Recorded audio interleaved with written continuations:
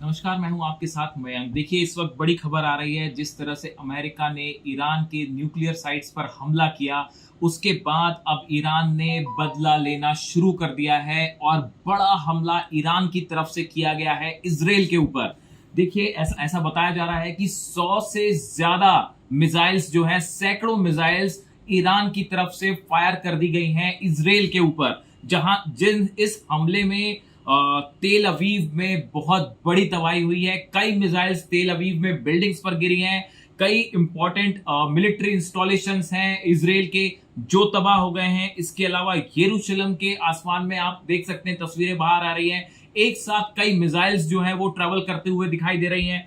इसके बाद हाइफा में भी बड़ा हमला हुआ है ईरान की तरफ से। यानी आप देखिए, जो हमला जिस तरह से अमेरिका ने किया, उसके बाद तेल अवीव, यरूशलेम, हाइफा, यहां पे ईरान की तरफ से जबरदस्त मिसाइलों की बरसात कर दी गई है। इसी के साथ ईरान की सेना की तरफ से बड़ा दावा किया गया है कि जो नेस जियोना है इजराइल का, यहाँ पे बायो वेपन प्लांट है इजरायली सेना का, इसको मिसाइल हमले में पूरी तरह से तबाह कर दिया गया है। ये जो इजरायली सेना का बायो प्लांट है, बायो वेपन प्लांट है, इसके ऊपर जो है एक मिसाइल गिरी है और बड़ी तबाही हुई है। देखिए, ये हम अभी बात कर रहे हैं उन हमलों की जो ईरान की तरफ से पलटवार किया जा रहा है। और देखिए, सबसे बड़ी बात है कि अब ईरान ने जिन मिसाइलों का इस्तेमाल किया है वो बेहद घातक और लॉन्ग रेंज मिसाइल्स हैं, जिसका अब तक इस्तेमाल नहीं हो रहा था। इसमें खुर्रम शहर 4 मिसाइल शामिल है। अब ईरान ने अपनी सबसे घातक मिसाइल से हमला शुरू कर दिया है। खुर्रम शहर 4 मिसाइल दागी गई है, खैबर मिसाइल दागी गई है और फतेह 2 भी दागी गई है। देखिए, ये कहा जा रहा था कि अब तक ईरान फतेह 1 मिसाइल का इस्तेमाल कर रहा है, लेकिन अब ऐसी खबरें आ रही हैं कि फतेह 2 मिसाइल भी ईरान की तरफ से इस्तेमाल होनी शुरू हो गई है।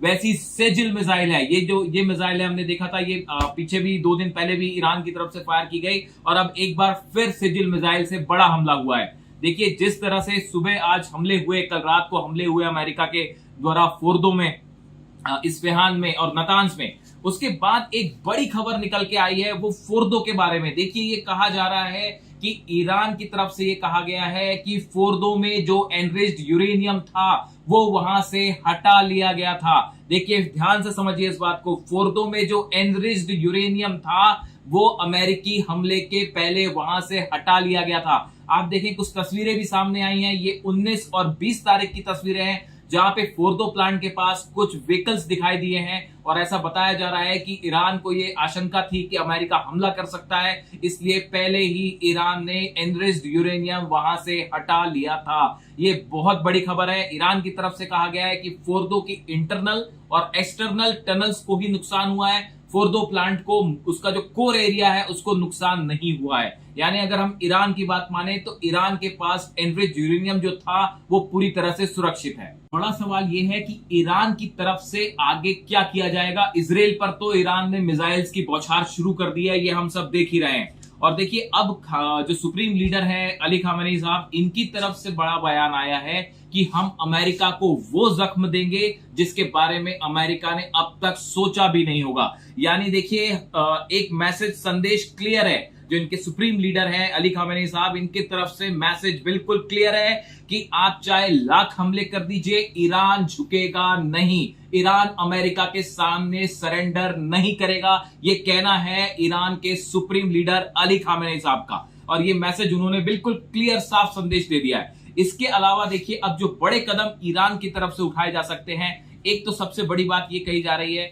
कि जितने अमेरिका की एम्बेसीज हैं आसपास के इलाके में, देखिए, और एम्बेसीज जितनी है अब वो सब बड़े खतरे में हैं। जो अमेरिका के बेसिस हैं, चाहे वो इराक में हो, चाहे यूएई में हो, चाहे बहरीन में हो, चाहे कतर में हो, ऐसे 60 से ज्यादा बेसिस हैं अमेरिकी सेना के, जहां पे करीब 40 से 50 हजार अमेरिकन सोल्जर्स हैं। काफी कुछ को हटा भी लिया गया है, लेकिन अभी भी बड़ी संख्या में यूएस आर्मी वहां प्रेजेंट है। ऐसे में कहा जा रहा है कि ईरान की तरफ से अब इन अमेरिकी मिलिट्री बेस को जल्द निशाना बनाया जा सकता है और जितने एम्बेसीज हैं अमेरिका की, दूतावास जो हैं, वो निशाने पर हैं, उन पर हमला हो सकता है। इसके साथ ही एक बड़ा ऐलान जल्दी ईरान कर सकता है, एनपीटी से बाहर आ सकता है। एनपीटी से अगर ईरान बाहर आता है तो ये एक बड़ा झटका होगा अमेरिका के लिए। इसके साथ ही ये कहा जा रहा है कि होर्मुज, जो स्ट्रेट ऑफ होर्मुज है, होर्मुज की खाड़ी है जहां से 20% पूरी दुनिया का ऑयल एक्सपोर्ट होता है, वहां से गुजरता है। इस पर ईरान बैन लगा सकता है। यहां पे ईरान का एक बड़ा